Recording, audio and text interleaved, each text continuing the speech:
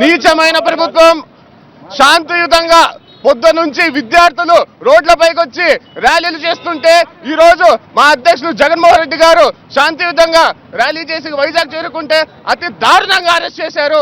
ప్రత్యేక హోదా ఉద్యమాన్ని నీరు గార్చే ప్రయత్నం చేస్తున్నారు. మేము ఒకటే హెచ్చరిస్తున్నాము, ఇప్పటికైనా బుద్ధి తెచ్చుకోండి. విద్యార్థులు యువత రోడ్ల మీదకి వచ్చారు. ప్రత్యేక హోదాని మీరు వెంటనే ప్రకటించకపోతే రాబోయే రోజుల్లో రాష్ట్రాన్ని అగ్నిగుండంగా మార్చిన ప్రత్యేక హోదా తెచ్చుకుంటాము. చెప్పండి, ఎన్నికలకు ముందు 5 కాదు 15 సంవత్సరాలు ఉన్నారు, ఇప్పుడు ఎందుకు అరెస్ట్ చేస్తున్నారంటే?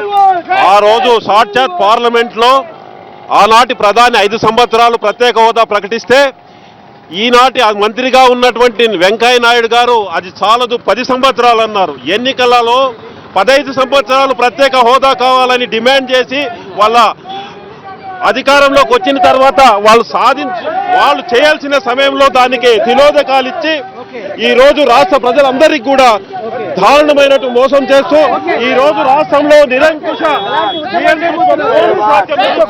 ప్రత్యేక హోదా కోసం శాంతియుతంగా ఉద్యమం చేస్తా ఉంటే చంద్రబాబు నాయుడు గారు మా నాయకుని అక్రమంగా అరెస్టు చేయించడం జరిగింది. అందుకు నిరసనగా ప్రత్యేక హోదా కోసం మేము చంద్రబాబు నాయుడు దహనం చేయడం జరిగింది.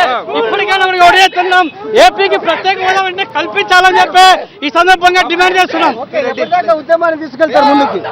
జగన్మోహన్ రెడ్డి గారి నాయకత్వంలో ప్రాణాలైనా అర్పిస్తాం, ప్రత్యేక హోదా సాధించుకుంటాం. ఈరోజు విశాఖలో ఆర్కే బీచ్ లో ప్రశాంతంగా చేస్తున్నటువంటి కాకడాల ప్రదర్శనకు ప్రతి ఒక్క చోట అడుగడుగునా జై జగన్.